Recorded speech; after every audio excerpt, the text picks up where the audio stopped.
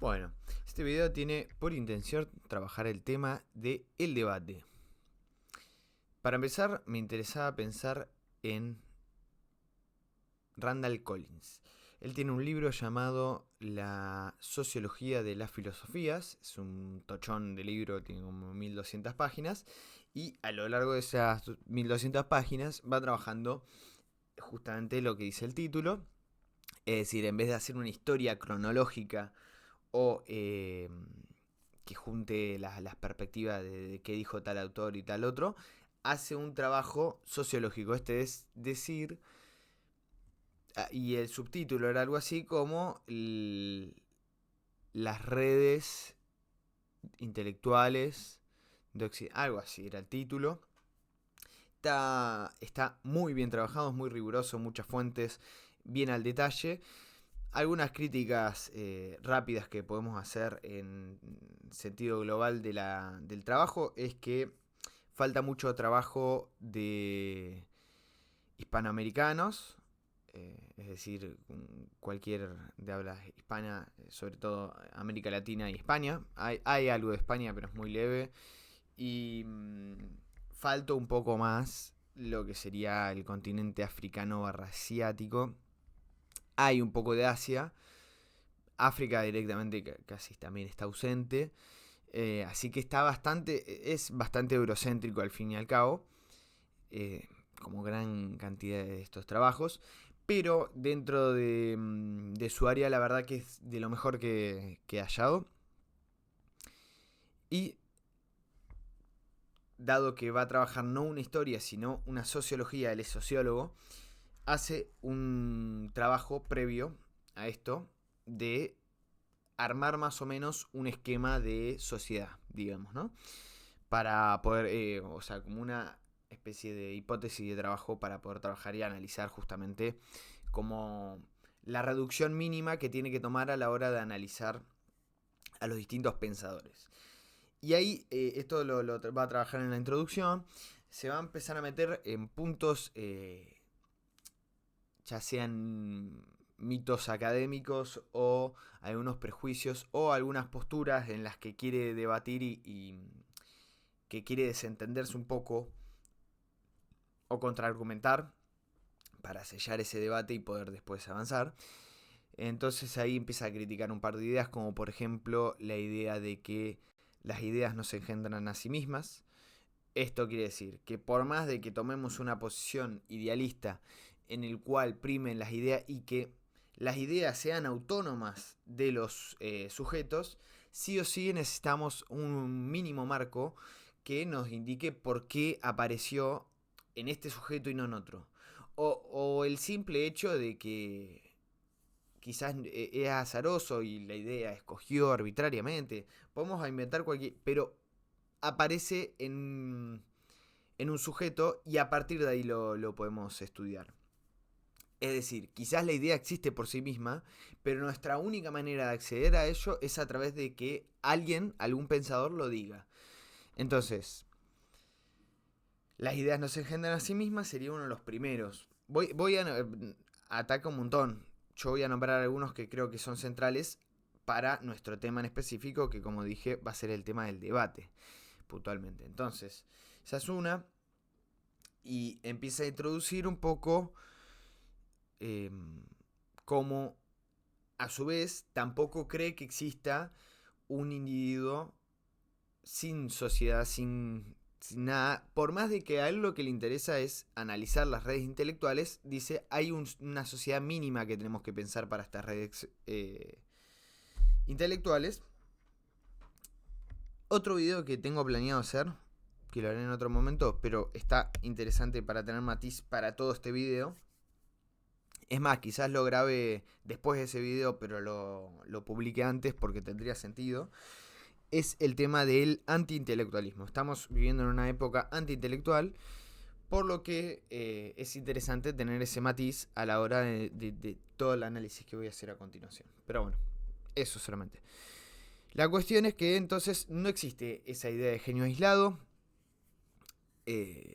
Siempre se genera en la fricción de una red intelectual que genera suficiente calor burocrático, digamos, ¿no? Es decir, rompe con cierta... No es que sigue reglas estrictas y no es que implique una sociedad, quiere decir que siga mandatos y que sea igual. Y de hecho, esto es un matiz que nunca él lo hace, pero creo que está implícito y que es una idea con la que estoy de acuerdo, es que no solamente eso, sino que los pensadores que va a estudiar no son representantes de la sociedad en general. Los pensadores del canon, agárrese cualquier canon, Platón, Aristóteles, Hegel, Kant, Suárez, entre otros, no son autores que representan a su sociedad en el máximo, sino que son justamente la excepción. Es decir, si nosotros agarramos a cualquier autor contemporáneo, es medio difícil en la turbulencia del presente decir cuál va a ser el que va a perdurar, porque sobre todo depende de un contexto de recepción, que eso lo vamos a ver ahora. Pero agarremos cualquiera, no va a decir justamente lo que se dice en la calle, porque si no, no llegaría a ser tan transversal. Puede sí ser que los más mediáticos o los más conocidos ahora, ellos capaz que sí son los más representativos de una opinión popular, vamos a decirle, ¿no? Pero bueno, eso eran pequeños matices. Voy a empezar a trabajar un poco la idea de su sociedad, cómo concibe la sociedad mínima para poder analizar esto. Y él dice, tenemos un espacio de atención, es decir, son ciertos lugares, pueden ser físicos o no, esto ahora, bueno, lo vemos ahora.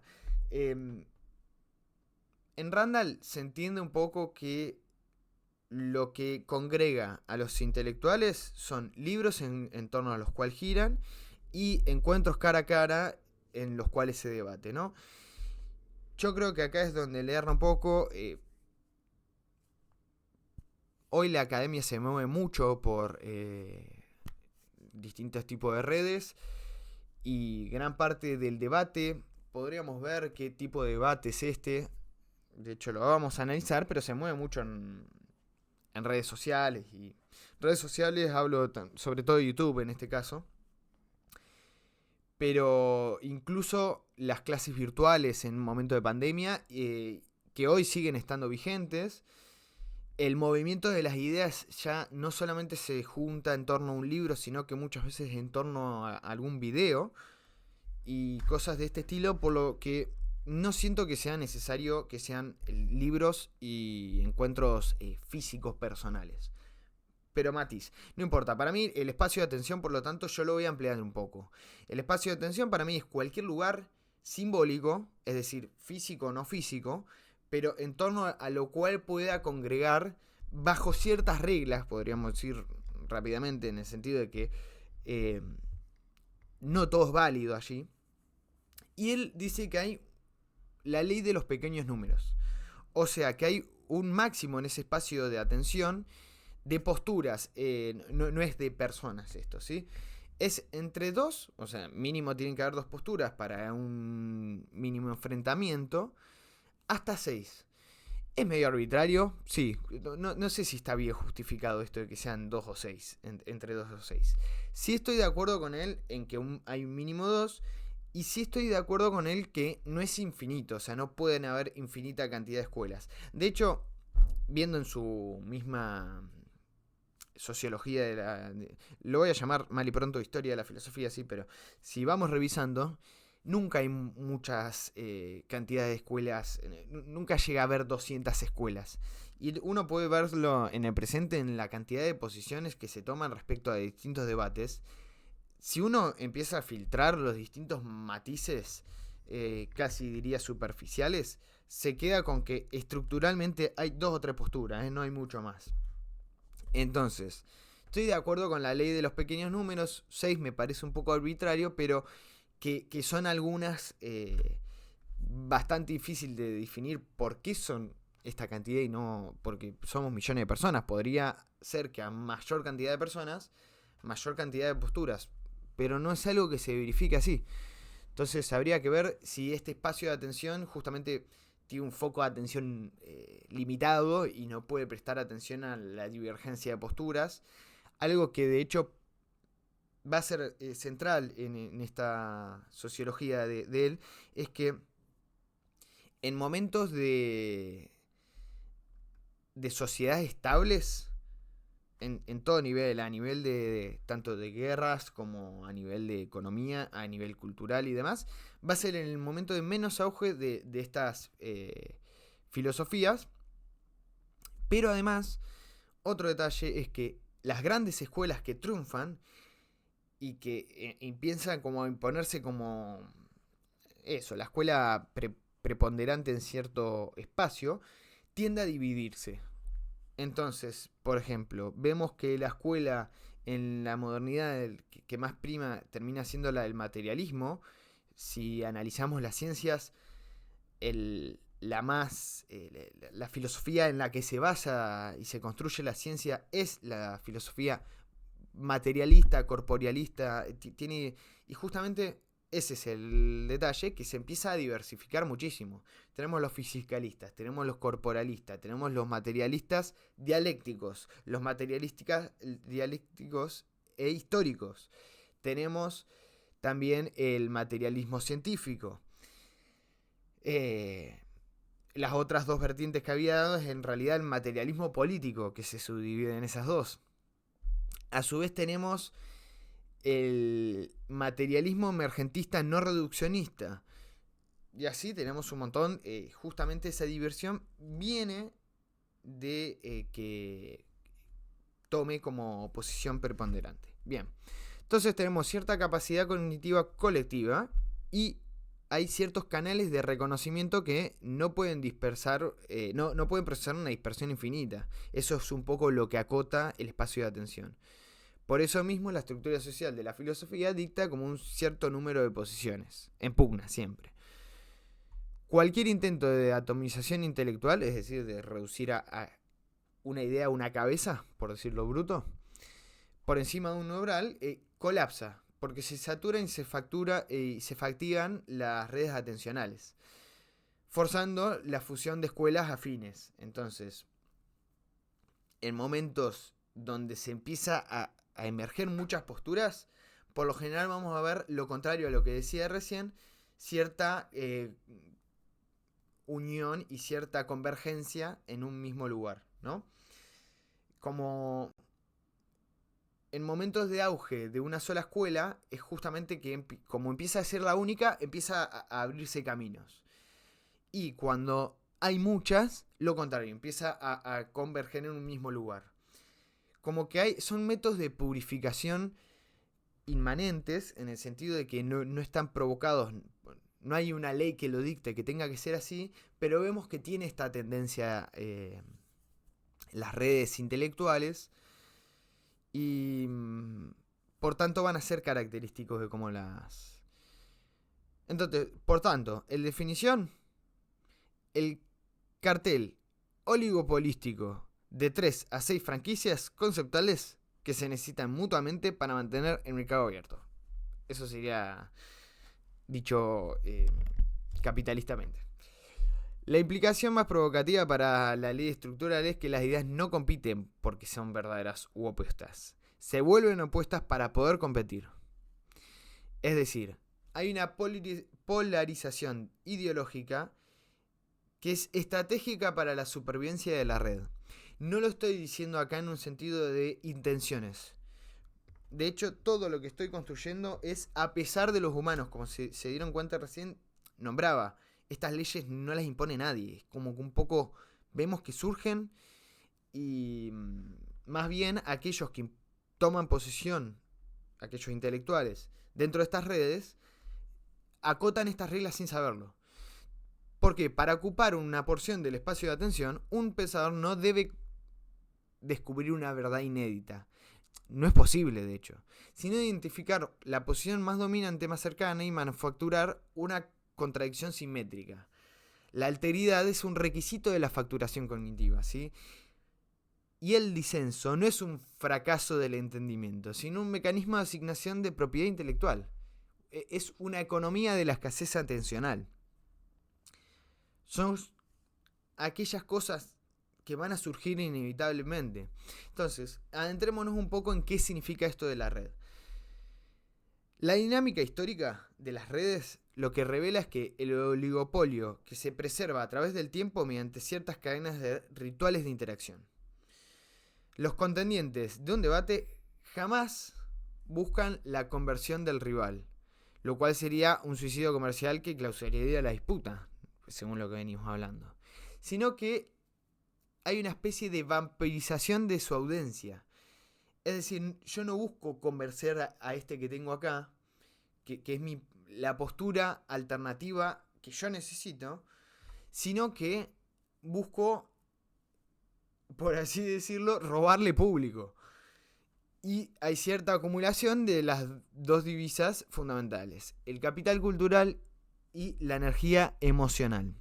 El capital cultural va por el lado de la invención de ciertos contextos, de textos sagrados y de tecnicismos compartidos, que legitiman a su vez la pertenencia a la red.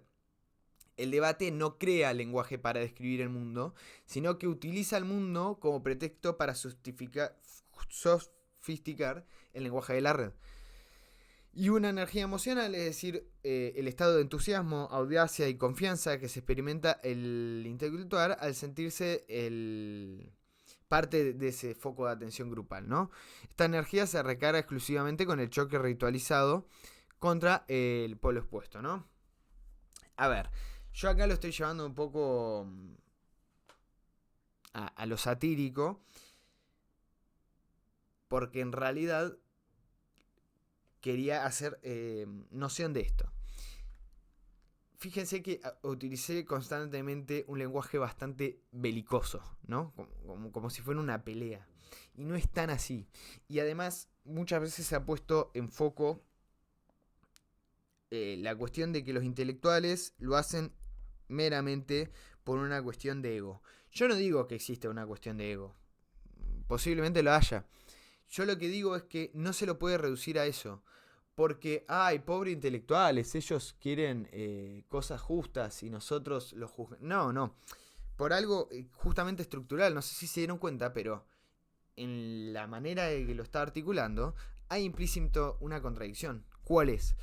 Que si hicieran solamente por ego, la premisa fundamental que establecimos al principio de que los intelectuales en realidad son más como una posición, pero que hay una red que los trasciende y demás, sería contradictorio con esto, porque estaríamos poniendo que primero un principio individualista, el intelectual es egoísta y después un principio más colectivista, por llamarlo mal y pronto, que nos lleva a contradicción. Yo creo que hay una cuestión de ego, es posible, no sé si para toda época o cultura, yo creo que no. Pero además, creo que hay genuinos intereses que trascienden a la persona y que en general, pero bueno, sería todo un cuestionamiento de qué lo lleva ahí. Lo importante es que para mí no se lo puede reducir a eso. Bien, entonces, respecto a la refutación, ¿no? Hay una cuestión de que, bueno, y esas redes de interacción, ¿qué significan? Él pone sobre todo dos polos. Uno sería la calidad y otro sería la cantidad de interacciones. Que el primero, la calidad sería el polo moral y la cantidad sería el polo social, si no me equivoco. No importa, lo importante es que entre estas dos y las interacciones son básicamente cómo se van heredando estos mismos debates, estas mismas discusiones, con ciertas también modismos, con ciertas lógicas, con ciertas preguntas, y que va por tanto trascendiendo una época específica, y es la manera en la que se van articulando distintas épocas y donde nos lleva a poder decir de alguna manera que cuando uno hace filosofía, cuando uno hace ciencia, cuando uno hace arte, está introduciéndose en un debate, en una charla de muchísimos años. ¿Por qué? Porque aunque uno incluso no lo quiera, es inevitable estar dentro de estas redes y formar parte de alguna forma. Esta es la cuestión de qué pasa si uno no quiere hacer filosofía. Filosofía sobre todo porque es... Puedo hacer otro video de qué trata la filosofía en general. Pero bueno, filosofía sobre todo porque es aquel sistema que permite hacer coherente una gran cantidad de saberes de otras disciplinas. Esta es una concepción mía y lo estoy diciendo muy escuetamente, pero bien. ¿Cuál sería la cuestión? Que no hay alternativa a la filosofía. Solamente una mala filosofía, una que no se elige, una que se impone de alguna manera, que suele ser el sentido común de época, que tiene más o menos unas maneras de pensar y a las cuales tiende. Pero bueno, la coalición entonces de intelectuales que se forman, mutan y traicionan a lo largo de las generaciones demuestra que las ideas tienen una genealogía estrictamente endogámica, en el sentido que tienen cierta apertura, pero a la vez las escuelas de pensamiento se heredan como propiedades inmobiliarias por la transmisión de contactos estructurados y la administración de líneas de ruptura. Tanto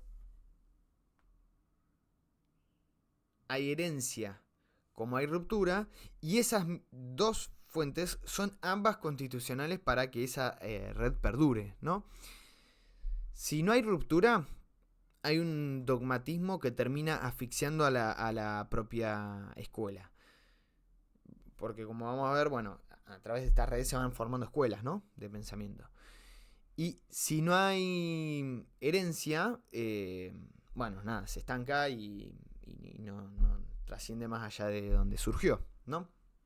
Que esto es lo que ha pasado con muchas escuelas que no tenemos registros porque o se han perdido o se han a propósito destruido esos registros y demás, como podrían serlo... No tenemos ciencia exacta de si existían escuelas de pensamiento en grandes partes de América. Algunas se han podido reconstruir. Hay un montón de autores decoloniales que se dedican a ver, bueno, qué escuela de pensamiento. Es debatible también si son escuelas de pensamiento, si funcionan de otra manera. Bueno, pero la cuestión es que hay muchas otras que no sabemos. Lo mismo pasa sobre todo en África y en América, que son como los continentes más... que ha habido más intervención en su historia, en la posibilidad de recolectar hechos, y que además los pueblos originarios de ambos continentes no tendían a tener sistemas de registro. Es todo muy debatible porque estoy pensando, ¿no? Las escuelas egipcias, los egipcios fueron técnicamente los que inventaron algo así como la historia en el sentido no histórico de ciencia, sino de registrar elementos de su época. Ellos lo hicieron sobre todo porque tenían que administrar grandes imperios y tenían que registrar qué cantidad de comida y de guardados y demás. Pero lo importante es esto.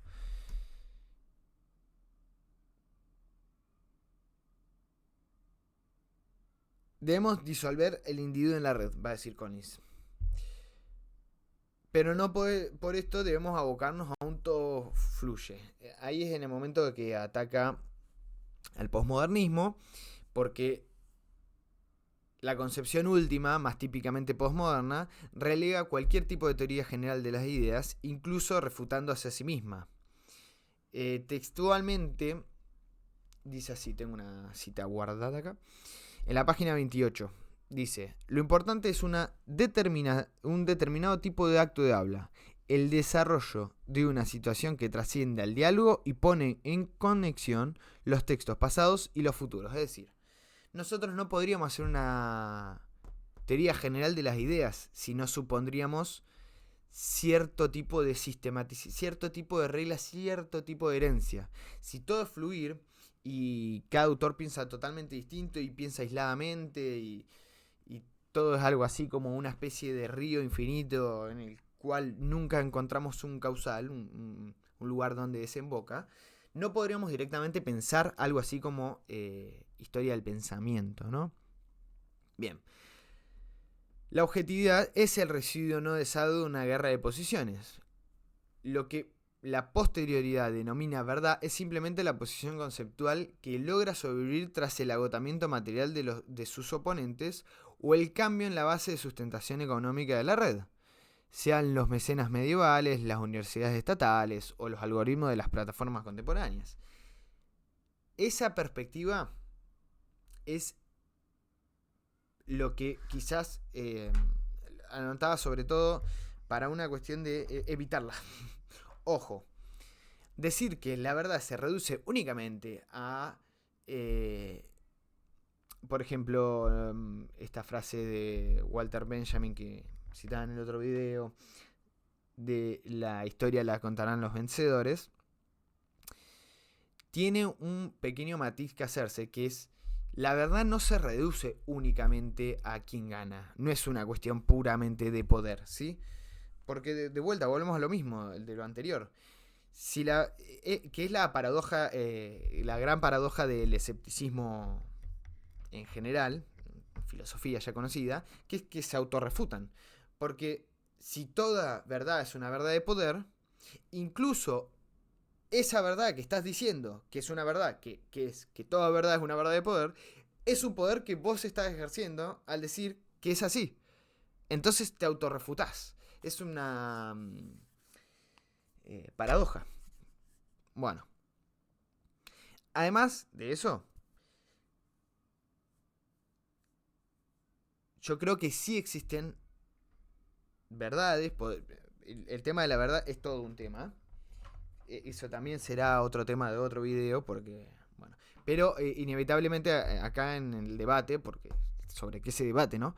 Desarrollo, más adelante tengo pensado hablar un poco de Mauricio Ferraris en La posverdad y otras, no me acuerdo cómo se llama el libro completo, pero habla de la posverdad. Pero rápidamente, por darles una noción que considero válida. Yo creo que podemos estar de acuerdo, sí, en que no es que existe una verdad última a la que accedemos, porque el mismo proceso de, por ejemplo, la ciencia, que es la que se considera como quien tiene el mayor grado de veracidad o el mayor método para alcanzar tal, ni siquiera ella misma se propone como reveladora de la verdad. Por lo menos no actualmente. Quizás en algún momento sí. Pero creo que hoy la ciencia en eso es súper crítica y que ella misma se está refutando todo el tiempo. Entonces, no creo que se pueda acceder a una verdad última.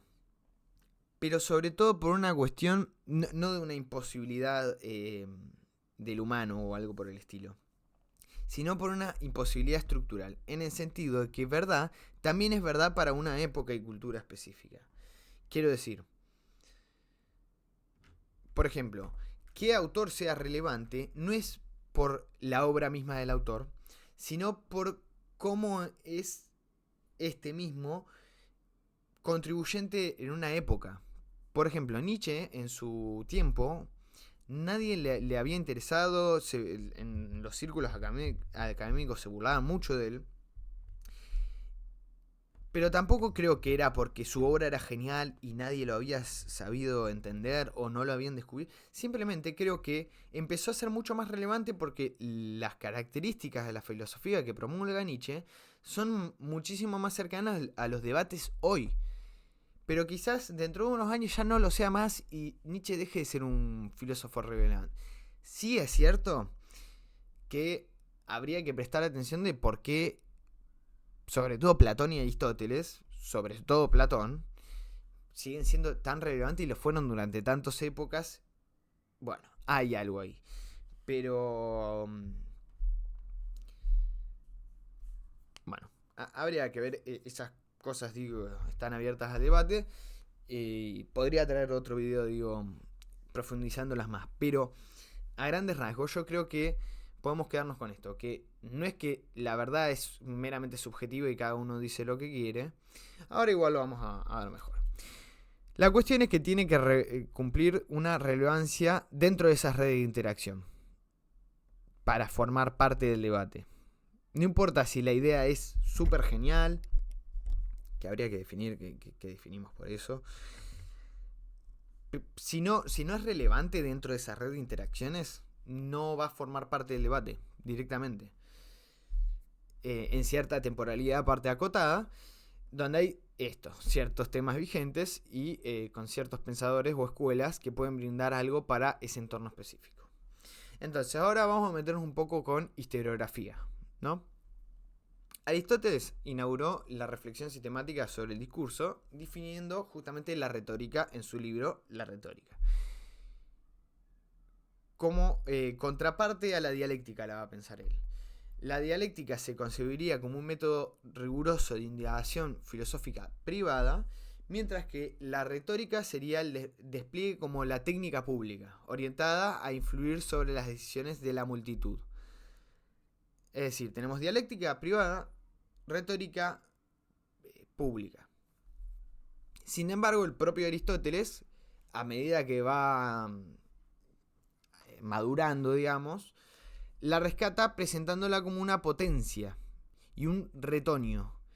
Potencia como dinamis, esto es fundamental, porque dinamis va a tener mucha recepción a lo largo de la filosofía en general, y la idea de potencia, si no la tienen estudiada, básicamente potencia tiene que ver, hace una gran separación que de vuelta se va a heredar mucho esto. Acto, potencia.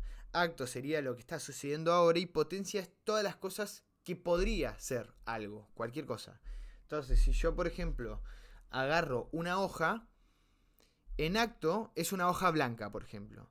Pero en potencia podría ser la hoja donde se escriba Romeo y Julieta, podría ser la hoja donde se firme un tratado de Versalles, podría ser un montón de cosas. Eso es en potencia, a diferencia de en acto.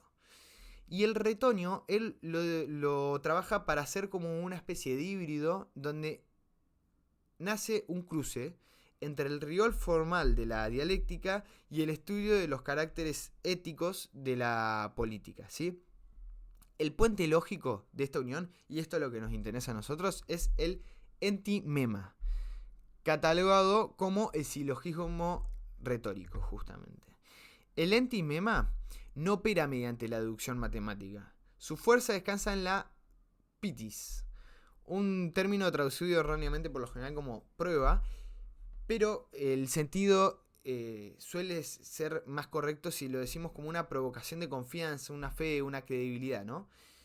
Que justamente en relación a que estamos hablando del debate, es una fe que se provoca justamente en el otro, ¿no? Cuando uno habla, cuando uno dice y dicta sus formas, ¿no? Entonces el entimema triunfa porque es un silogismo incompleto. Esto es lo interesante.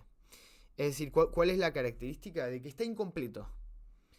El orador omite, deliberadamente o no, aquellas premisas que corresponden justamente a las convicciones íntimas. Es decir, a los prejuicios o sentimientos arraigados en la audiencia. Al callar lo obvio para el grupo, el orador fuerza al oyente a completar el argumento de su propia mente, transformando el prejuicio colectivo en una deducción lógica aparentemente autónoma. El debate cívico nace, por lo tanto, de un proceso de coautoría del sesgo, podríamos decir. ¿Qué quiere decir esto? Por eso decía deliberadamente o no. Hay muchas veces que esto se lo hace de forma inconsciente y uno no da cuenta que lo está haciendo.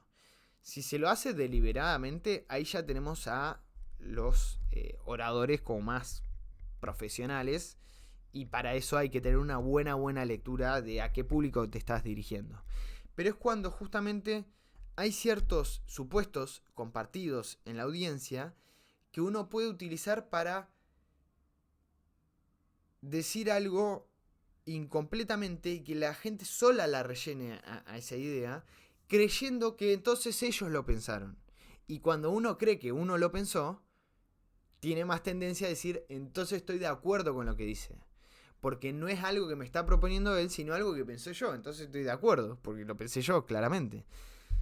El Entimema me pareció una cuestión fundamental porque construye parte central en torno a lo cual se basa mucho del debate actual. Yo voy a tener como ejemplo paradigmático a Jordan Peterson, porque crea que él es el mejor ejemplo o porque quiera criticarlo o por algo por el... No, la verdad que no va por ahí. Es simplemente porque me pareció un buen ejemplo y porque ahora vamos a ver cómo me permite ver algunos dispositivos repetidos a lo largo de este tipo de figuras. Bien. ¿Cuáles son esas figuras?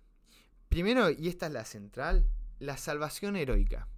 Es la idea del líder o la figura mítica del pasado, retratado como la única solución posible frente al caos, ¿no?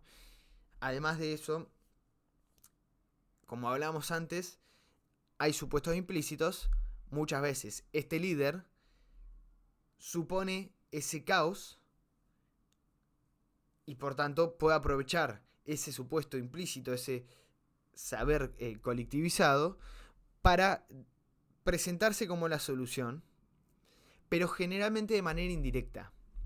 Es decir, lo que van a hacer este tipo de pensadores, mira, le estoy dando el lujo de llamarlo pensador, es intentar hacer que se crea que los otros llegaron a la conclusión de, por ejemplo, que era el héroe. Además, muchas veces, como es su caso, suelen tener una historia con el arco típico del camino del héroe. Más o menos el camino del héroe, ¿cuáles son los patrones? Que si ustedes buscan el camino del héroe y empiezan a ver películas, no les queda una, es tremendo. Una reclutación rechazada, por lo general, un inicio en el cual el protagonista se determina a no ir, a no cumplir con eso, y así busquen millones de películas del estilo, por distintas razones, pero hay ciertos conflictos que lo obligan a salir. Es como que ellos no quieren, pero tienen que hacerlo, tienen el deber finalmente. O se ven obligados por la misma situación, casi como... Si se siguen negando es como que aparecen ahí directamente. Hay cierto dolor y sufrimiento donde se forja su espectacularidad. Es como que una vez que elige ir, no es que gana de una, sino que va sufriendo, parece que no lo va a lograr y finalmente hay una vuelta a casa victorioso, ¿no? Esto es más o menos el arco del héroe y la salvación heroica, que sería como este dispositivo que estaba pensando, es central. Después tenemos el lenguaje moral emocional, es decir, cierto uso de la carga afectiva de manera extrema para suprimir la evaluación racional de algún argumento. No se lo hace siempre. Se es muy, por lo general, asertivo en qué lugares hacerlo. Y de vuelta, todas estas cosas que estoy diciendo no es que piense que maquiavélicamente la persona está viendo la mejor estrategia. Por lo general son elementos que solos acontecen en los pensadores, y esto se lo puede ver en general en cualquier debate que se agarre. Se van a encontrar estos dispositivos. Por eso me pareció interesante. Me di un par de entrevistas, me di un par de cosas y como rescatar los que se repetían más, ¿viste? Entonces tenemos también la postura de la certeza absoluta, donde se elimina cualquier matiz, duda o contingencia epistémica para dar justamente esta imagen de seguridad. La activación de la nostalgia, donde se idealiza por lo general un pasado ordenado e incorrupto frente a la degradación y degeneración del presente, ¿no? Este de la activación nostálgica no solamente es un dispositivo en los debates, sino en las posturas y defensa de ideas en general. que va muy enlazado a la cuestión de la salvación heroica. ¿Por qué? Porque frente a ese pasado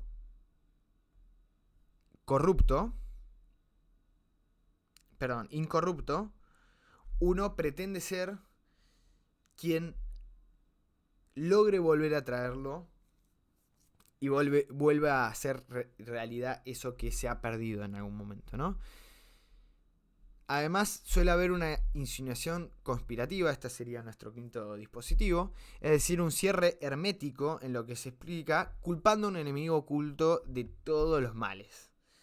Como que, bueno, estos, además, si se fijan, no lo había pensado hasta recién, pero tuviera que haber buscado a...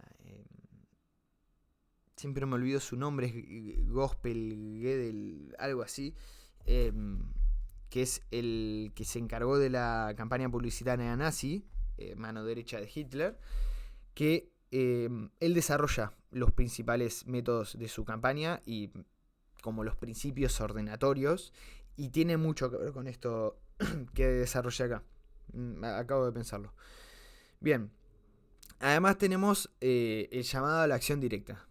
O sea, a partir de indignar sobre todo muchas veces a este público al que se apunta, se lo llama a hacer algo con esto.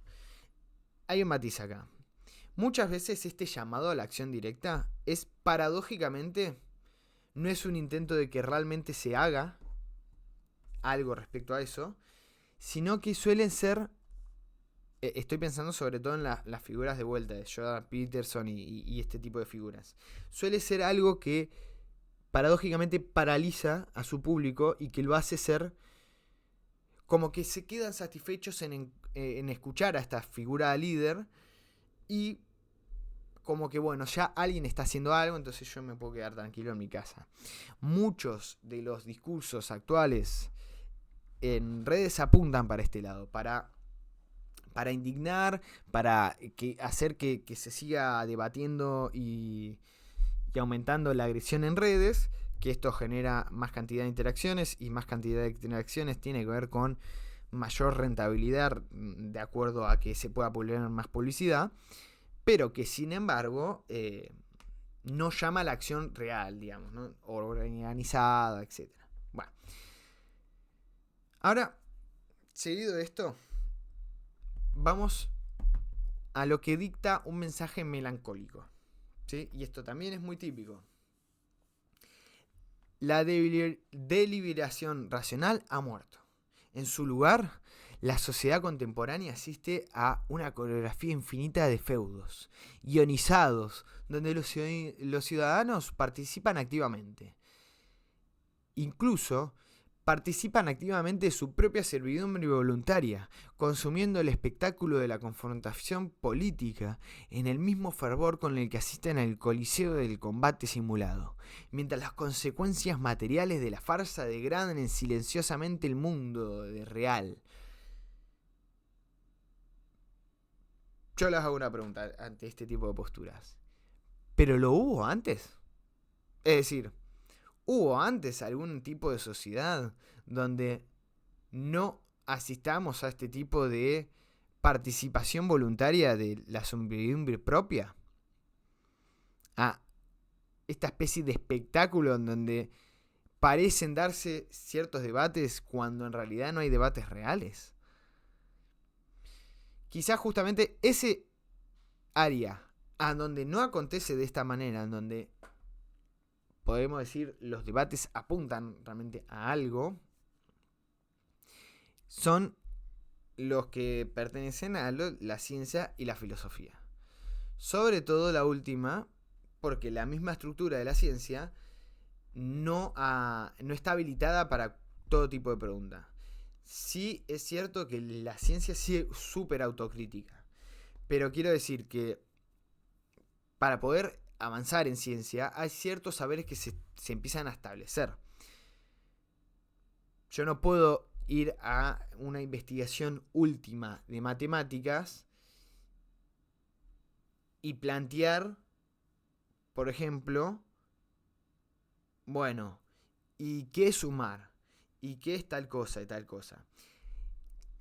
No puedo en el sentido de que se lo ha hecho, y en el siglo XX es gran verificación de eso, de cómo la mayoría de ciencias asisten a una autocrítica que las reconstruye casi desde cero. Pero en el sentido de que yo no puedo ir técnicamente, yo no puedo ir a un debate último, física cuántica, y decir, pero la realidad existe. Eso es más propio justamente de la filosofía, ¿sí? Como que está más acotada porque es parte del método científico ese acotamiento. Bueno, no importa. La cuestión es que en el diálogo Eutifrón, en un momento Sócrates, a pesar de lo que anteriormente había argumentado,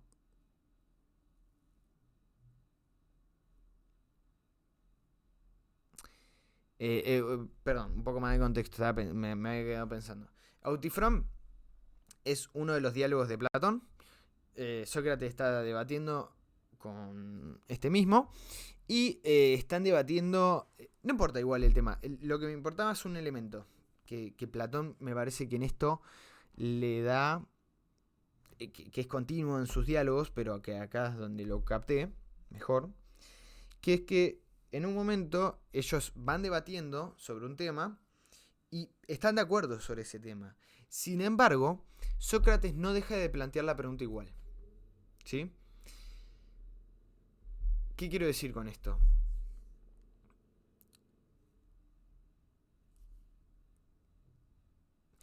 Lo voy a retomar después, porque creo que es mejor enlazado con otras cosas que tengo acá preparadas. Y estoy viendo que esto se va a hacer más largo, mucho más largo de lo que pensaba. Sí, sí, tal cual. Porque tengo una joyita final de postre que es excelente. Pero bueno, sigamos entonces. Tenemos la cuestión de...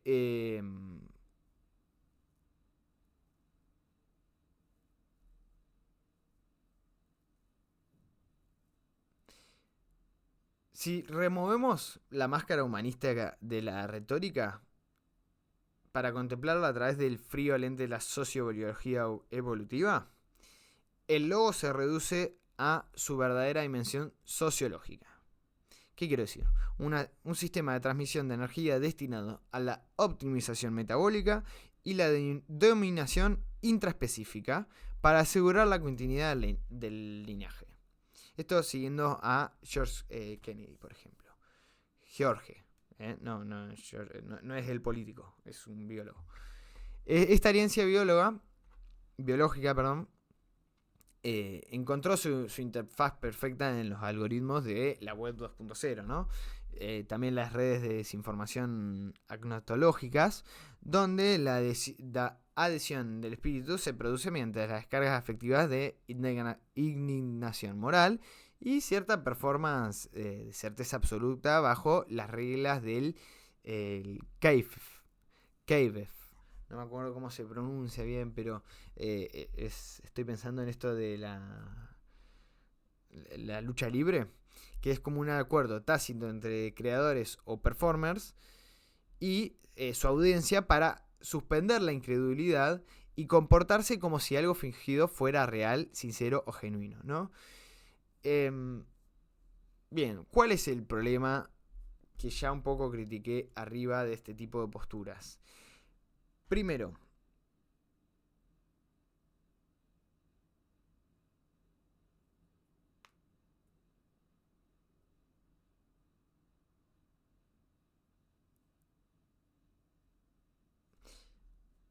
algo que me parece fundamental es que sí es cierto que en este tema de los performances y demás, algo que se borra mucho es que el debate imposibilita muchas veces la verdadera pregunta.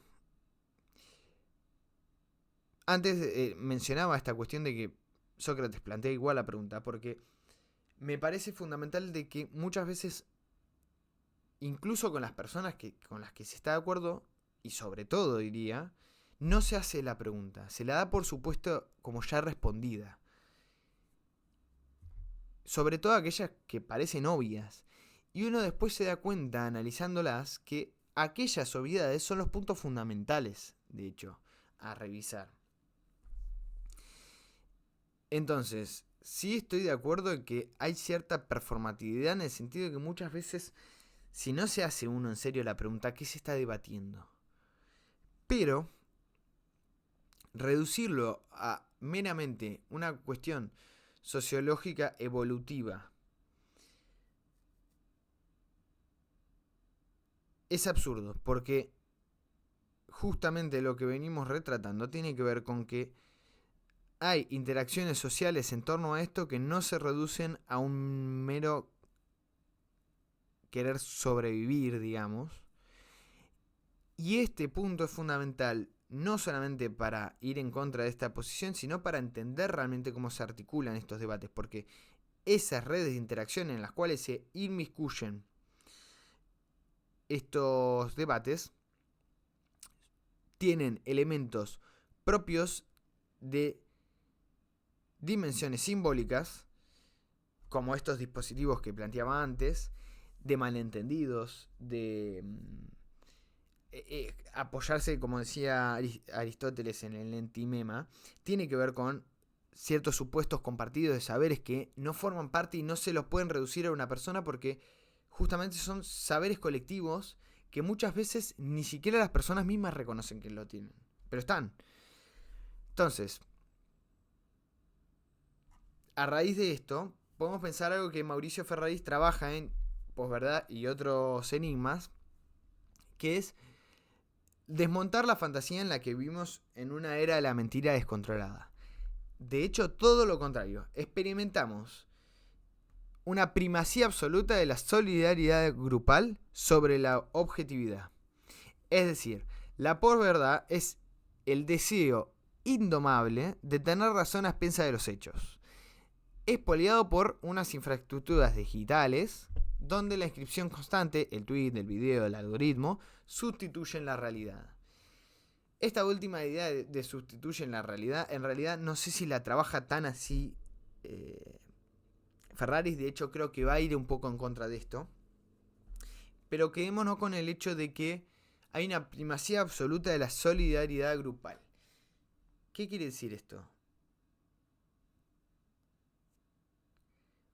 En un primer nivel de análisis, lo que pensamos es que todo el mundo dice su propia opinión, ¿no?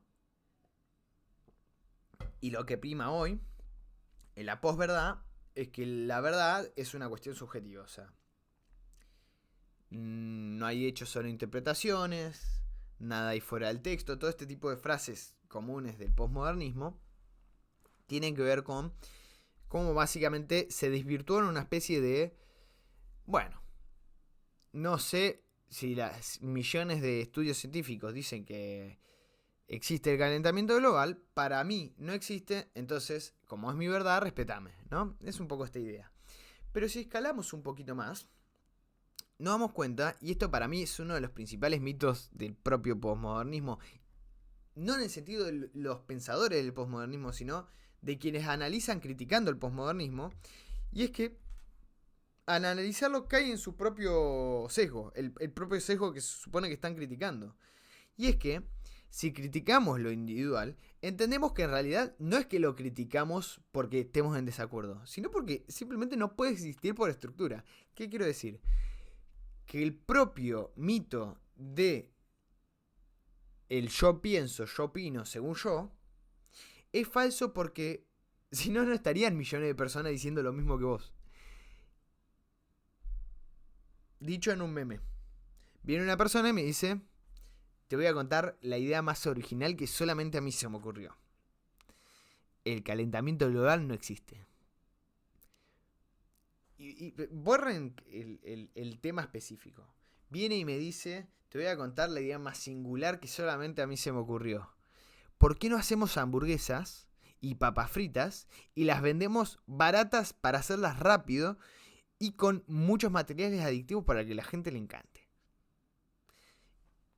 ¿Por qué nos reiríamos? Porque es obvio que ya millones de personas lo pensaron. Bueno, estas ideas del calentamiento global y todo tipo de ideas del mundo conspiranoico, ya millones de personas lo piensan. como diría Baudrillard, ¿no? La caída de los grandes relatos, ¿no? Lyotard era, perdón, Lyotard. El gran relato es que solo existen microrelatos. Es la misma, fíjense que estoy trayendo el mismo tipo de paradoja a la que llega cuando uno niega todo tipo de verdad. Si yo soy escéptico respecto de todas las cosas, por lo menos tengo una verdad. Es decir, que no existe la verdad. Pero si no existe la verdad, sostener la verdad de que no existe la verdad es una paradoja y termina explotando. Bueno, sigamos. Bajo este mismo prisma, la distinción entre disciplinas meramente tácticas, tenemos la oratoria como una coreografía física y somática del discurso, la retórica como una especie de ingeniería efectiva que gestiona los marcos de relevancia social, y el debate como un simulacro reglamentado que permite a las fuerzas de impugna competir por el capital de atención sin destruirse mutuamente. Simulacro no en un mal sentido. Sigamos. Ya voy a explicar mejor por qué esto. Debería entenderse igual por lo que vengo desarrollando, pero desarrollaré más de ser necesario. Hay algo fundamental que uno puede verlo a lo largo justamente de los debates, sobre todo de los conspiranoicos, pero también se lo ve en política y se lo ve en muchas cosas. No nos convencen los debates, los datos crudos. Nos persuade la hospitalidad de nichos sociales que acogen esos datos. Algo fundamental a entender es que no solamente por otras cosas que venimos nombrando no se puede reducir el debate a una cuestión meramente biológica, sino que tampoco se lo puede reducir a una cuestión meramente racional. O sea, estoy rompiendo con la idea de que o el debate es súper racional o el debate es súper emocional. ¿Por qué no se puede reducir a lo racional? Porque siempre forma parte de hospitalidades, de ciertas simpatías, de ciertos grupos a los que... Incluso el grupo de los que no forman grupo es un grupo. Que de vuelta, volvemos con las paradojas. Es la idea de, por ejemplo, de lo apolítico. Lo apolítico es un tipo de posición política que se pretende como apolítica, pero en realidad está formando parte del grupo político. Es más, por lo general eso supone formar parte de un grupo específico de la política sin saberlo, que es aún peor, y sin asumirlo. Ferraris, por ejemplo, nos recuerda que el mercado hipertrófico de la atención, la verdad, en la actualidad, es sustituida, sobre todo en las redes, por una relevancia subjetiva. Ser convencido es, en última instancia, el acto de aceptar el código de barras conceptual que nos permite transicionar emocionalmente dentro de una comunidad de iguales. Es justamente la llave para entrar a ciertos lugares. Y fíjense que con esto de las burbujas y demás, incluso uno tiene estos llamadas y bien conocidas ya cámaras de ecos. O sea, incluso en las redes sociales que se pretendían, por lo menos en un inicio, como una apertura total, a donde puedo conocer a todo el mundo a través de un par de pasos, bueno, falso. Se terminaron haciendo unas redes específicas en donde incluso la exposición a la autoridad está muchísimo más reducida de lo que estaba en un encuentro cara a cara.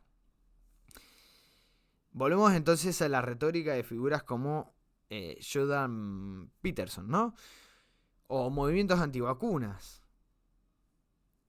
¿Qué pasa con este tipo de cosas?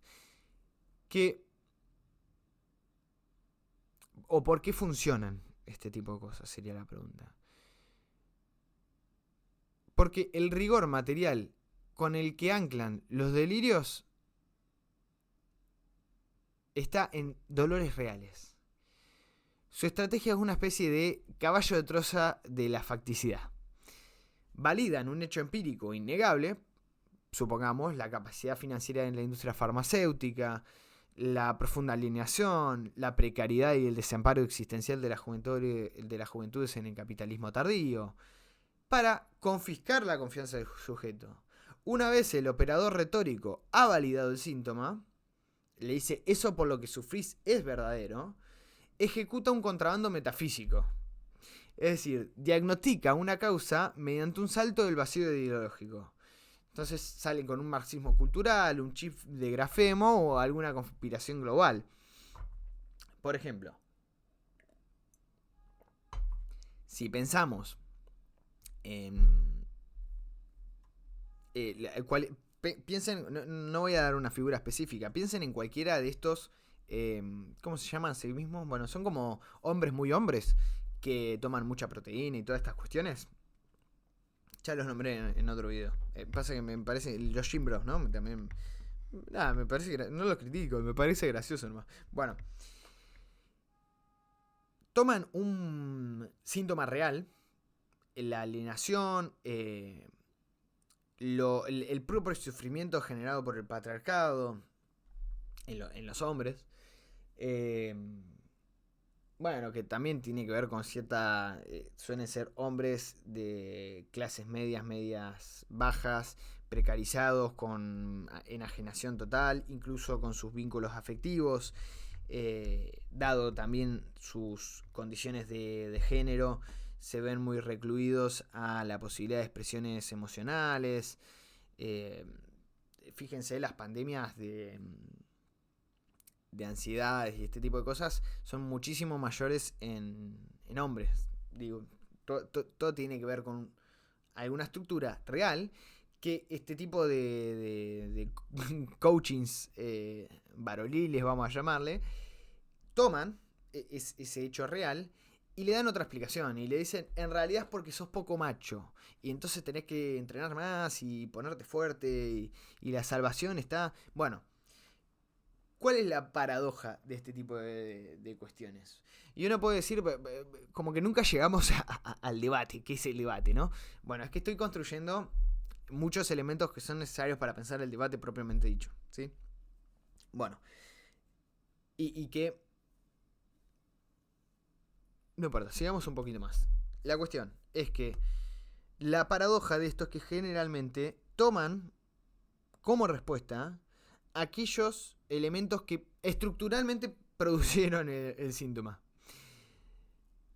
Por ejemplo, el discurso meritocrático, que forma parte de un liberalismo que ha llevado a que la concentración del dinero sea cada vez mayor, es el mismo que genera el tipo de discurso que te dicen, si vos querés, podés. Bueno, son temas para otros dos videos. Pero uno se pregunta, ¿cómo mierda es posible entonces que víctimas de estas estructuras abracen los mecanismos mesiánicos que blindan justamente los verdaderos causantes de su propia miseria? ¿Será esto alguna pulsión de muerte? ¿Un masoquismo social? Bueno, yo creo que forma parte de la externalización del enemigo. Es decir, el relato de la derecha alternativa, por ejemplo, y el negacionismo, ofrece un analgésico perfecto. Les provee una alternidad nítida. Este es el problema, claramente este, porque por lo general es mucho más complejo. No hay manera de señalarlo así, es este tu problema. Entonces, estas alternativas son siempre alternativas que lo explican más fácil. Si les interesa entender en serio, siempre que alguien venga y les explique un fenómeno hipercomplejo en una frase, desconfíen, obviamente. Bueno, entonces les proponen una alternativa nítida y espectacular también. Un enemigo exterior como el establishment científico, el Estado interventor, las agendas globales, que permiten al individuo canalizar la realidad legítima sin tener que cuestionar los axiomas fundamentales que el sistema defiende. Hay un conformismo también ahí, porque les permite seguir con su vida sin tener que hacer grandes cambios. No siempre igual, ¿eh? Ojo, porque reducirlo también a que solamente es conformismo también es falaz. Y tampoco creo como generalmente se lo suele querer, porque yo ahora estoy nombrando las posturas en donde más evidentemente se hace esto. Pero algo que me parece fundamental y que también voy a seguir desarrollando en otros videos, tiene que ver con cómo nos obligan a ponernos en ciertas posiciones. Y eso, bueno, tiene que ver con ciertos elementos fundamentales de en general del debate, que siempre tiene determinadas posiciones, alguna trama en la que forma parte, refutaciones y argumentos, pero sobre todo un tema en torno a lo cual gira. Que lo paradójico es que generalmente el tema se constituye en el debate mismo. No es como que se establece un tema y se debate sobre eso, sino que se va debatiendo y de repente alguien puede darse cuenta de cuál es el tema del debate. De hecho, muchas veces reconocer cuál es el debate realmente es mucho más difícil. Y ahí es la importancia de todos estos elementos que vengo nombrando, ¿no?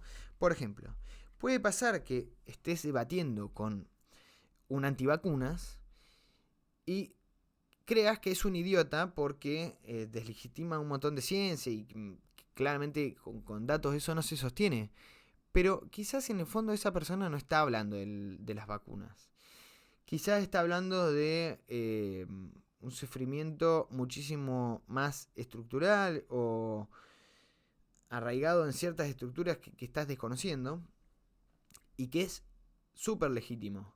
Acá en Argentina pasó con Milei.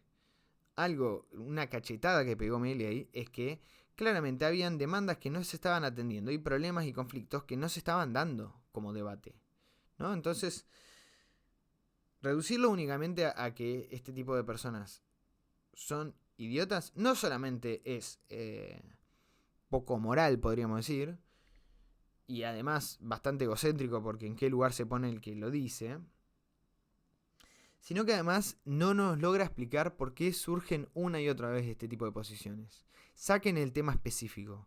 Surgen una y otra vez. Entonces, capaz que tiene que ver con justamente estas cuestiones emocionales de las que hablaba antes, de ciertas tendencias de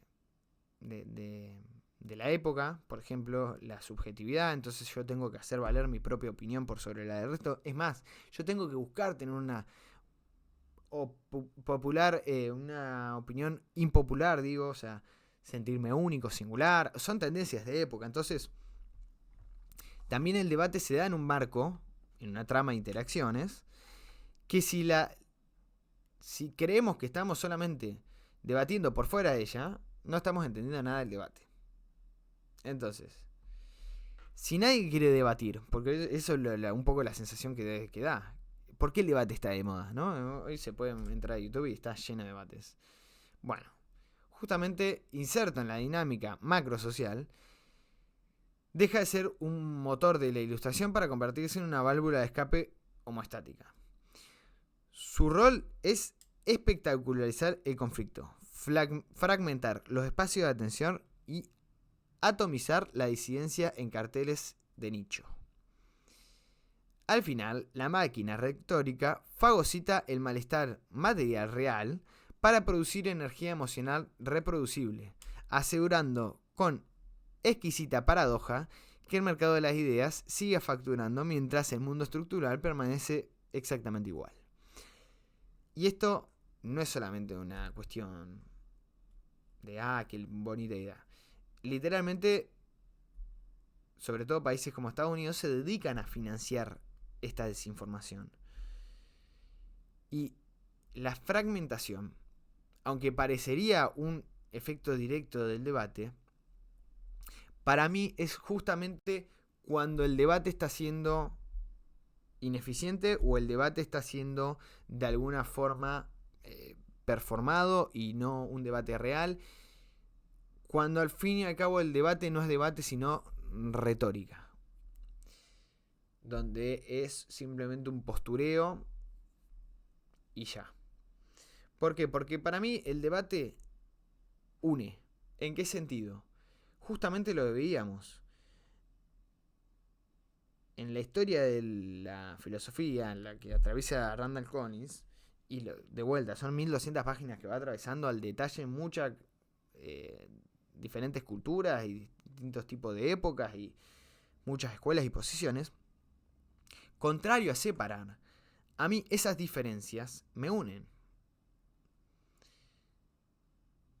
Entonces podríamos preguntarnos si está todo tan diluido, ¿realmente estamos debatiendo? ¿Es debate lo que existe? ¿Tenemos margen a pararnos a pensar cuando estamos debatiendo? ¿Son legítimas las preguntas? ¿Nosotros nos hacemos preguntas? ¿Realmente nos preguntamos a fondo si el otro quizás puede llegar a tener razón?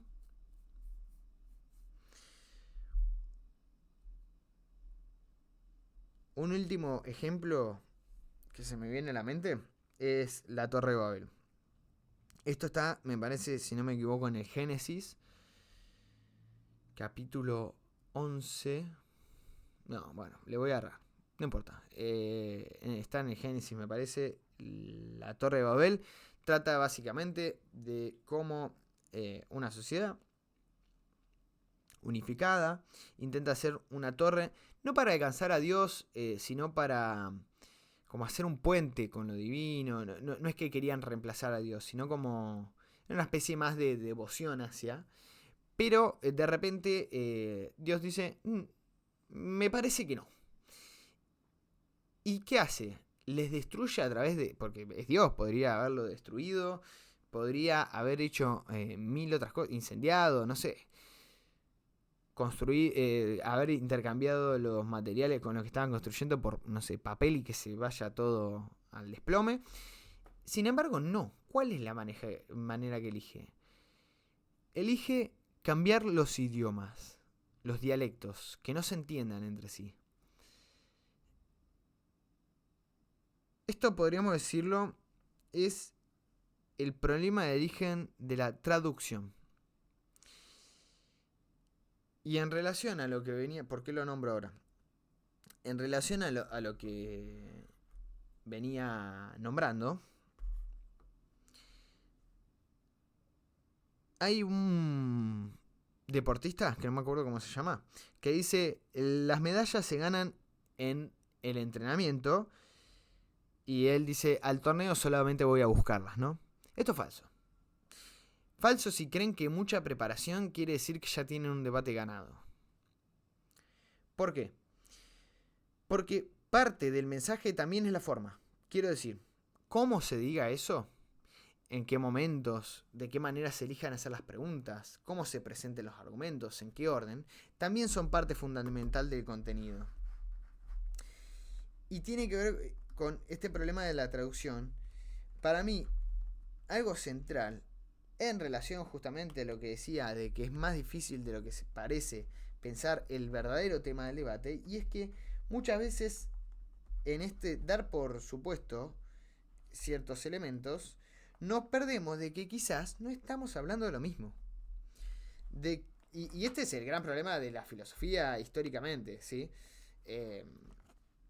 Si tuviera que decir elemento estructural rápido y pronto del debate filosófico, es el malentendido y el problema de la traducción. Los principales términos, sustancia, esencia, ente y este tipo de conceptos centrales tienen un problema de traducción y debates. Incluso por eso también creo que nace un poco esta obsesión con lo etimológico en la filosofía. Porque... Y porque también filósofos, que en realidad son filólogos como Nietzsche, tuvieron tanta potencia. Porque hay algo de retrotraer en ese malentendido ciertos... Cómo esos lapsus dan para otros debates y abrir cosas a través de eso. Y para mí la Biblia acá a través de la Torre de Babel funciona como un buen mito para justificar cómo es una cuestión casi inherente al debate, esta cuestión del malentendido. Es parte de la cual no podemos pensarla sin ella. Y creo que la filosofía es la que se hace cargo justamente de que, como es intrínseca, bueno, vamos a darle el espacio para pensarla realmente. Bien, justamente de ahí nace, y ahora nos metemos con el diálogo del sofista de Platón, uno de los mejores diálogos de Platón y mejores diálogos de la filosofía, súper recomendados, son creo que 100 páginas nomás y nada, hay de todo ahí. Pero sobre todo me va a interesar pensar la cuestión de la historia en relación con la verdad, el saber y el convencimiento, ¿sí? Y en relación a lo que decía antes, justamente la tragedia de la filosofía es el academicismo. ¿Por qué? Porque hay una incapacidad radical para diferenciarse de la sofística mediante la práctica. Esos artículos indexados de revistas que ningún filósofo serio lee, eso es el mismo sepultamiento. Porque parece que está todo como muy correcto y que ya nos dedicamos solamente al comentario de los clásicos y ya no producimos nada nuevo. Y como vamos a ver ahora, eso es el gran problema, porque justamente hunde la idea que funde y reclama a la filosofía como tal. Bien, bueno. En el despliegue de definiciones del diálogo platónico, el método de la diéresis, que viene a ser como la división conceptual, él lo hace primero, va a dar muchos ejemplos. Yo me voy a saltar gran parte del diálogo acá. Es muy interesante todo, pero bueno, yo quiero abocarme estrictamente a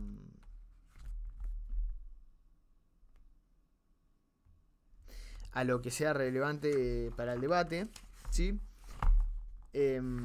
Pero él lo que hace con este método trata de... Es un tipo de taxonomía, un tipo de separación de cómo algo va tomando distintos caminos. Entonces, por ejemplo, podemos decir... tenemos el sistema político. Lo político, a su vez, lo podemos dividir entre organización social y medios para fines.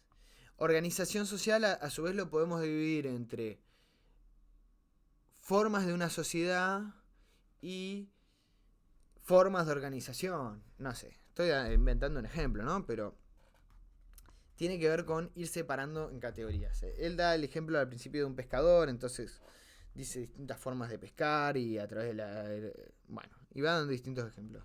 Algo que sí es importante es que uno de los ejemplos que da, están discutiendo Teteto y el extranjero, ¿no? Entonces el extranjero va a sintetizar que para él hay dos grandes técnicas. Está la agricultura, que va subdividiendo entre el cuidado de los cuerpos mortales, así como se refiere a los compuestos, las compuestas y fabricadas, y finalmente llega a manufacturas, ¿no? Y por otro lado se refiere a otra y llega a que hay una técnica adquisitiva que lo ejemplifica con la lucha y la caza. Quiere decir que no fabrica nada, o sea, que ya captura algo, es una técnica de capturación de algo que ya está ahí dado. Y hay otra técnica que es la productiva, que esta sí tiene que ver con esta de la manufactura, es la que crea algo, no solamente captura algo ya dado. Bien. El andamiaje taxonómico platónico sufre un cortocircuito en un momento del diálogo cuando se da cuenta que praxeológicamente Sócrates, en los diálogos de juventud, es igual al sofista de noble linaje. El sofista, como en un momento es descrito como un purificador del alma a través de contradicciones. Tiene que ver con entonces la técnica adquisitiva, porque no genera nada, simplemente es como que hace preguntas y a través de la retórica va encontrando contradicciones en su propio oponente o con quien está dialogando el sofista, pero van desinflando la falsa presunción de saber mediante un soliloquio compartido, ¿no? Entonces, a través de estas preguntas, como que demuestran que el otro no sabe. Justamente el extranjero dice en un momento, esto es página 35 de mi edición, que es la de Gredos, en la colección de Platón, número 3, y en el apéndice 229C. Dice, ¿cree saber cuando no sabe nada? Mucho me temo que esta es la causa de todos los errores que comete nuestro pensamiento. me pareció fundamental porque es una idea que yo ya tenía de psicoanálisis y que no es menor para nada. Porque, ¿cuál es el problema con, por ejemplo, el negacionista y este tipo de personas? No es tanto que no sepa, no es que sea ignorante. El problema es que sabe. Que tiene un saber erróneo. Que tiene un saber que aparte no es ingenuo, que lo que sepa sea eso. Pero el gran problema es porque si no supiera, si yo le agarro a alguien en la calle, pongamos, y le digo, ¿qué sabes sobre la mecánica hidráulica de fluidos? Y me va a decir, no, la verdad que ni la conocía posiblemente, ¿no? O no sé, ni idea, no he leído nada o no he hablado nada. Pero si agarras a alguien en la calle y le decís, ¿qué sabes de política? Algo vas a saber, ¿no? Y quizás sabe de política. ¿Qué es saber en ese caso? Bueno, retomaremos esa pregunta. No sé si en este mismo video o en algún momento. Bien. Acá en un momento se contradice porque después dice, y creo que solo a esta forma de ignorancia le corresponde el nombre de ausencia de conocimiento. Justamente no es ausencia de conocimiento, es un saber erróneo, creer que se sabe. Esa es la cuestión. Y que además el mismo desarrollo de este diálogo va... Pero no importa, son matices. Bien. La cuestión es que, dado la conducta empírica y el método dialógico son impotentes para segregar el filósofo del charlatán, porque justamente esto que decíamos, uno puede tener muchísimos datos científicos empíricamente comprobados, con métodos súper rigurosos, pero ahí sigue habiendo un terreno en el cual hay como cierto... Ahí está la cuestión. Por eso el debate ahí no es científico, paradójicamente, aunque se esté diciendo que la ciencia es falsa. Ese terreno pasa a ser filosófico, por justamente lo que vamos a ver ahora. Platón por esto mismo se ve obligado a hacer algo. Y ahí es donde aparece el célebre parricidio de Parménides, ¿no? Que es la demostración sistemática del no ser bajo la modalidad de la alteridad o la diferencia, el heterón, que posee una positividad ontológica. No es un capricho especulativo desinteresado, ¿no? Es que si el ser no fuera, si el ser fuera una imposibilidad absoluta, como dicta la ortodoxia helética de su momento, el error y la simulación serían impensables. En consecuencia, el sofista sería inatrapable porque todo lo que dice pertenecería a alguna definición dentro del campo de la verdad. Y fíjense que obviamente estoy enlazando un poco la figura del sofista con la figura de estos oradores en los que describía antes, ¿no? Esta es la cuestión, que si decimos solamente que lo que dicen es falso, aún estamos cayendo en un error y por eso mismo no estamos sabiendo dar el debate real que se tiene que dar ante este tipo de cosas.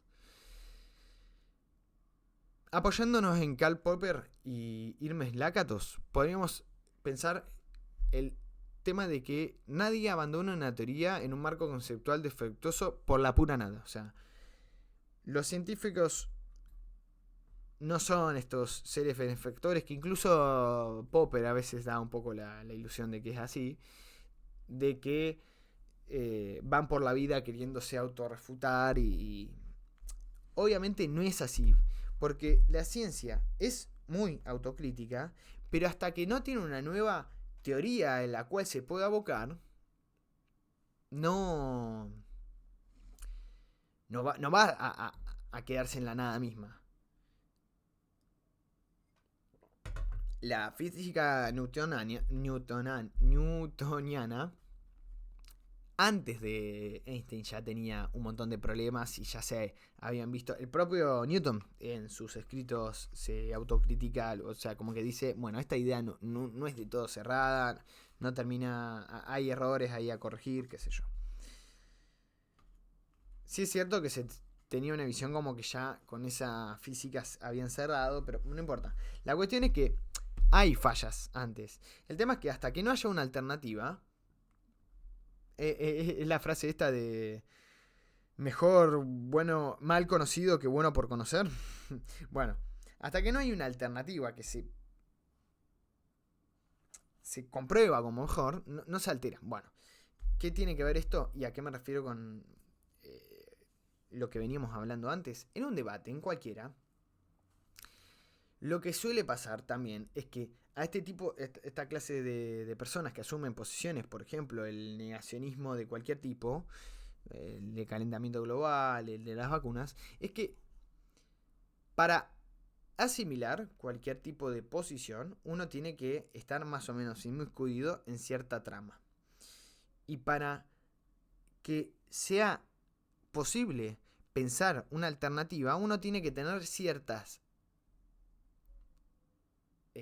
redes de otros saberes previos que le permitan poder asimilar esa idea. Porque si yo le hablo a una persona que el calentamiento global es real porque existen emisiones de CO2 a la atmósfera que se retienen a través de una capa de ozono que a su vez genera otros efectos en cadena, como por ejemplo el desencadenamiento. Ya está, la perdí porque no sabe qué es la capa de ozono, no sabe qué es el CO2, no sabe incluso qué significa decir sol. ¿Se entiende? Entonces, no va a tener la posibilidad de dar marco a eso. Y en tanto no tiene la posibilidad de dar marco, no puede quedarse en la pura nada y simplemente refutar su idea. A lo mucho lo que vamos a generar no es que convencerlo, sino simplemente que se dogmatice, pero para el otro lado. Que dogmáticamente diga que existe el calentamiento global, aunque no entienda qué significa. Que es también lo que pasa mucho. Y por eso decía, no es una cuestión de cuál de las posiciones se toma, sino cómo estructuralmente se da en la vida pública, digamos, el debate. Y fíjense que obviamente el debate lo terminé llevando, aunque arranqué en las redes intelectuales, al debate público, porque en realidad es falsa la división, ya les digo, esa división arbitraria en que por un lado está la Torre de Marfil, incluso para los autores que creen estar en esa Torre de Marfil, es falso, es totalmente falso. Bueno, la cuestión es que no se debate con el negacionista, sino frente a una ausencia para hacer una especie de cordón sanitario, por lo general, ¿no? ¿Vale la pena debatir con convencidos, o sea, dogmáticos totales? No, la verdad que no. Por esto que decía, o sea, porque lamentablemente no tienen las herramientas que posibilitarían tener un tipo. Sí, si quiere uno ser paciente e ir finamente viendo qué cabos serían necesarios antes de llegar a esa idea para que pueda ser posible. Pero el tema es que es tan arduo el trabajo que no tiene sentido, por lo menos en mano a mano. Sí tiene sentido, por ejemplo, para mí es fundamental el trabajo de los divulgadores, porque van dando herramientas para que justamente llegado al debate uno tenga más herramientas para poder pensar esto. Incluso para que sea posible imaginarlo. Porque si ni siquiera tenemos la capacidad de imaginarlo, ya estamos desplazados. Bien, volviendo entonces a lo que decía de Platón. ¿Qué tiene que ver esto entonces con el parricidio de Parménides? Recordemos que Parménides decía, el ser es, el no ser no es, ¿no? Y lo que va construyendo, y algo que se plantea, que para mí es la pregunta, pero fundamental, de la filosofía en general y bueno, de este diálogo en particular,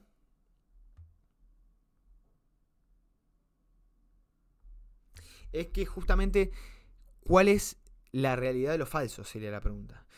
Y no me acuerdo si ya lo dije en el video del tiempo, pero fíjense que los videos que voy a estar subiendo, no sé en qué orden, no sé cuál viene antes de este, pero varios de los que estoy subiendo van muy en el orden de que esta pregunta me la encontré leyendo al Quijote antes de leer este diálogo y fue para mí una pregunta central, porque ¿se la preguntaron alguna vez? Porque si lo falso es falso, simplemente falso, ¿y dónde está? Porque algún grado de verdad tiene que tener lo falso. Por lo menos como falsedad, ¿se entiende? O sea, si yo digo que puedo volar como humano porque tengo alas, sí, es cierto que eso no es verdadero. Pero por lo menos como palabras que digo, ¿no? Algún grado de verdad tienen. Por lo menos eso, como un dicho, como un puro dicho. Y ahí está la cuestión de... Voy a leer otra cita. Página 37, el 230b. El extranjero dice: interrogan primero sobre aquello que alguien cree que dice, cuando en realidad no dice nada. Luego cuestionan fácilmente las opiniones de los así desorientados. Y después de sistematizar los argumentos, los confrontan unos con otros y muestran que, respecto a las mismas cosas, y al mismo tiempo, sostienen afirmaciones contrarias. Esto es lo que está comentando sobre los sofistas. Y a mí, de hecho, me parece un método, y como decía antes, que es muy similar a lo que hace Sócrates en sus diálogos. Casi les diría morfológicamente indistinguibles. Y ahí está la cuestión central de lo que les decía antes y por qué había mencionado esta cuestión de... por qué resaltaba esto de las dos técnicas, la productiva y la de captura.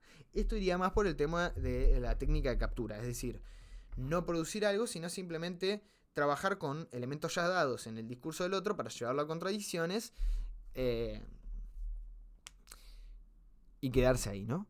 Creo que el rol del filósofo es, además de esto, porque también trabaja con el tema de interrogar primero sobre alguien que cree saber lo que dice. Y finalmente dar cuenta de que en realidad no dice nada. O sea, y esto es algo que es loco porque pasa mucho. De que se cree que hay muchas ideas, pero si uno ve, en realidad, en el fondo, son bastante vacías esas ideas. Entonces, hay una parte de la filosofía de preguntarse y darse cuenta que uno mismo está sosteniendo argumentos vacíos o cosas del estilo, pero hay una segunda parte de la filosofía, que es la que la diferencia para mí de sofista, y es que además de eso produce ideas y produce un sistema que le permite ver y distinguir no solamente algo verdadero, sino poder asimilar la verdad como parte de su sistema. Y esto es una idea ya muy hegeliana, pero con esta idea quería cerrar. Creo que hay un montón de cosas de reflexiones que voy teniendo y que me parecen interesantes para agregar, pero que me voy olvidando inevitablemente. Pero bueno, creo que más o menos lo fundamental quedó. Continuaremos. Gracias por ver hasta acá.